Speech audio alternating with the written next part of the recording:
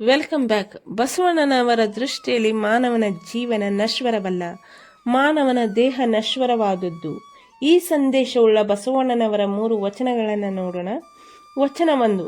ವ್ಯಾಧನೊಂದು ಮೊಲನ ತಂದರೆ ಸಲುವ ಹಾಗಕ್ಕೆ ಬಿಳಿವರಯ್ಯ, ನೆಲೆನಾಳ್ವನ ಹೆಣನೆಂದರೆ ಒಂದಡಕೆಗೆ ಕೊಂಬುವರಿಲ್ಲ ನೋಡಯ್ಯ, ಮೊಲನಿಂದ ಕಷ್ಟ ನರನ ಬಾಳುವೆ, ಸಲೆನಂಬೋ ನಮ್ಮ ಕೂಡಲ ಸಂಗಮ ದೇವನ. ಈ ವಚನದಲ್ಲಿ ಜೀವನದ ನಿಜ ಸ್ವರೂಪವನ್ನು ಬಹಳ ಸ್ಪಷ್ಟವಾಗಿ ಹೇಳಿದ್ದಾರೆ. ವಚನವನ್ನ ಮತ್ತೊಮ್ಮೆ ನೋಡೋಣ. ವ್ಯಾಧನೊಂದು ಮೊಲನ ತಂದರೆ ಸಲುವ ಹಾಗಕ್ಕೆ ಬಿಳಿವರಯ್ಯ, ನೆಲನಾಳ್ವನ ಹೆಣನೆಂದರೆ ಒಂದಡಕೆಗೆ ಕೊಂಬುವರಿಲ್ಲ ನೋಡಯ್ಯ, ಮೊಲನಿಂದ ಕಷ್ಟ ನರನ ಬಾಳುವೆ, ಸಲೆನಂಬೋ ನಮ್ಮ ಕೂಡಲ ಸಂಗಮ ದೇವನ. ಸತ್ತ ಮೇಲೆ ಮಾನವನ ದೇಹ ಪ್ರಾಣಿ ಪಕ್ಷಿಗಳ ದೇಹಕ್ಕಿಂತಲೂ ಗೌಣವಾದುದು ಹಾಗೂ ಬೆಲೆ ಇಲ್ಲದ್ದು ಎಂಬುದನ್ನು ಈ ವಚನ ಮಾನವ ಸಮುದಾಯಕ್ಕೆ ತಿಳಿ ಹೇಳುತ್ತದೆ.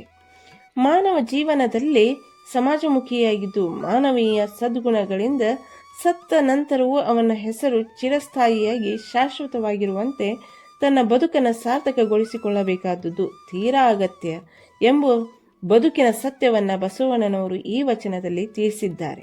ಇದೇ ರೀತಿ ಜೀವನದ ನಿಜ ಸ್ವರೂಪವನ್ನು ತಿಳಿಸುವ ಮುಂದಿನ 2 ವಚನಗಳನ್ನು ನೋಡೋಣ. ತಪ್ಪದೆ ಚಾನಲನ್ನು ಸಬ್ಸ್ಕ್ರೈಬ್ ಮಾಡಿರಿ, ಹಾಗೆ ವಿಡಿಯೋನ ಲೈಕ್ ಮಾಡಿರಿ. ವಚನ 2. ಹಾವಿನ ಬಾಯ ಕಪ್ಪೆ ಹಸಿದು ಹಾರುವ ನೊಣಕ್ಕೆ ಆಸೆ ಮಾಡುವಂತೆ, ಶೂಲವ ನೇರುವ ಕಳ್ಳನು ಹಾಲು ತುಪ್ಪವ ಕುಡಿದು ಮೇಲೇಸು ಕಾಲ ಬದುಕುವನು, ಕೆಡು ಒಡಲ ನೆಚ್ಚಿ ಕಡು ಹುಸಿಯನೆ ಹುಸಿದು ಒಡಲ ಹೊರೆವರ ಕೂಡಲ ಸಂಗಮ ದೇವಯ್ಯ ನೊಲ್ಲ ಕಾಣಿರಣ್ಣ. ಈ ವಚನದಲ್ಲಿ ಮಾನವನ ಅಜ್ಞಾನ, ಅತಿಯಾದ ಆಸೆ ಮತ್ತು ಜೀವನದ ತಾತ್ಕಾಲಿಕತೆಯನ್ನು ತೀವ್ರವಾಗಿ ತಿಳಿ ಹೇಳ್ತಾರೆ. ವಚನವನ್ನ ಮತ್ತೊಮ್ಮೆ ನೋಡೋಣ. ಹಾವಿನ ಬಾಯ ಕಪ್ಪೆ ಹಸಿದು ಹಾರುವ ನೊಣಕ್ಕೆ ಆಸೆ ಮಾಡುವಂತೆ, ಶೂಲವ ನೇರುವ ಕಳ್ಳನು ಹಾಲು ತುಪ್ಪವ ಕುಡಿದು ಮೇಲೇಸು ಕಾಲ ಬದುಕುವನು, ಕೆಡು ಒಡಲ ನೆಚ್ಚಿ ಕಡು ಹುಸಿಯನೆ ಹುಸಿದು ಒಡಲ ಹೊರೆವರ ಕೂಡಲ ಸಂಗಮ ದೇವಯ್ಯ ನೊಲ್ಲ ಕಾಣಿರಣ್ಣ. ಶಾಶ್ವತವಲ್ಲದ ಕೇವಲ ಕ್ಷಣಿಕ ಸುಖ ನೀಡುವ ದೇಹಕ್ಕೆ ಹೆಚ್ಚಿನ ಮಹತ್ವ ನೀಡಿ ಕ್ಷಣಿಕವಾದ ಲೌಕಿಕ ಆನಂದವನ್ನೇ ಶಾಶ್ವತ ಎಂದು ಭಾವಿಸುವ ಜನರಿಗೆ ಅಲೌಕಿಕವಾದ ಆಧ್ಯಾತ್ಮಿಕ ಆನಂದದ ಅಗತ್ಯತೆ ಮತ್ತು ಮಾನವನ ದೇಹದ ನಶ್ವರತೆಯ ಬಗ್ಗೆ ತಿಳಿ ಹೇಳುವಂಥ ವಚನವಾಗಿದೆ. ವಚನ 3. ನೆರೆ ಕೆನ್ನೆಗೆ ತೆರೆ ಗಲ್ಲಕ್ಕೆ, ಶರೀರ ಗೂಡು ಹೋಗದ ಮುನ್ನ ಹಲ್ಲು ಹೋಗಿ ಬೆನ್ನು ಬಾಗಿ, ಅನ್ನೆರಿಗೆ ಹಂಗಾಗದ ಮುನ್ನ ಕಾಲ ಮೇಲೆ ಕೈಯ ನೂರಿ ಕೋಲು ಹಿಡಿಯದ ಮುನ್ನ, ಮುಪ್ಪಿಂದೊಪ್ಪ ಒಳೆಯದ ಮುನ್ನ ಮೃತ್ಯು ಮುಟ್ಟದ ಮುನ್ನ ಪೂಜಿಸು ಕೂಡಲ ಸಂಗಮ ದೇವನ. ಈ ವಚನವು ಮಾನವ ಜೀವನದ ಅಸ್ಥಿರತೆ ಮತ್ತು ಸಮಯ ಇರುವುದೇ ದೇವರ ಅನುಗ್ರಹ, ಅದನ್ನು ಭಕ್ತಿಯಿಂದ ಬಳಸಿಕೊಳ್ಳಿ ಎಂಬ ಸಂದೇಶವನ್ನು ಹೊಂದಿದೆ.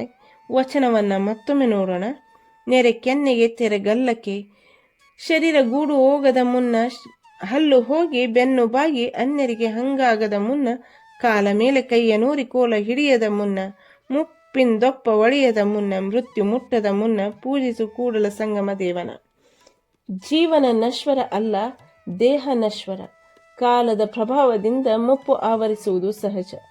ಕಾಲ ಸಾಗುತ್ತಾ ಅಂಗಾಂಗಗಳು ದೌರ್ಬಲ್ಯಕ್ಕೆ ಒಳಗಾಗುತ್ತವೆ. ಮಾನವನ ಮತಿ, ಶರೀರ, ಮನಸ್ಸುಗಳು ಚೈತನ್ಯಾತ್ಮಕವಾಗಿ ಶಕ್ತಿಯುತವಾಗಿ ಇದ್ದಾಗಲೇ ಶಿವನನ್ನು ಒಲಿಸುವ ಭಕ್ತಿಗೆ ಶರಣಾಗಬೇಕು.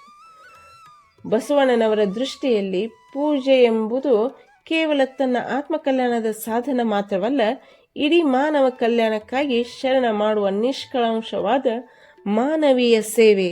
ದೇಹವು ನಿತ್ರಾಣವಾಗಿ ಸಾವು ಅಪ್ಪುವ ಮುನ್ನವೇ ಜಗತ್ತಿನ ಕಲ್ಯಾಣಕ್ಕಾಗಿ ಶ್ರಮಿಸಬೇಕು.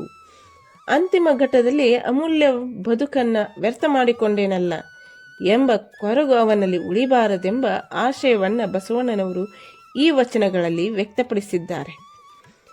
ಈ ವಿಷಯಕ್ಕೆ ಸಂಬಂಧಿಸಿದಂತೆ ನಿಮಗೆ ತಿಳಿದಿರುವ ಬಸವಣ್ಣನವರ ವಚನಗಳನ್ನು ಕಮೆಂಟ್ ಮೂಲಕ ತಿಳಿಸಿ.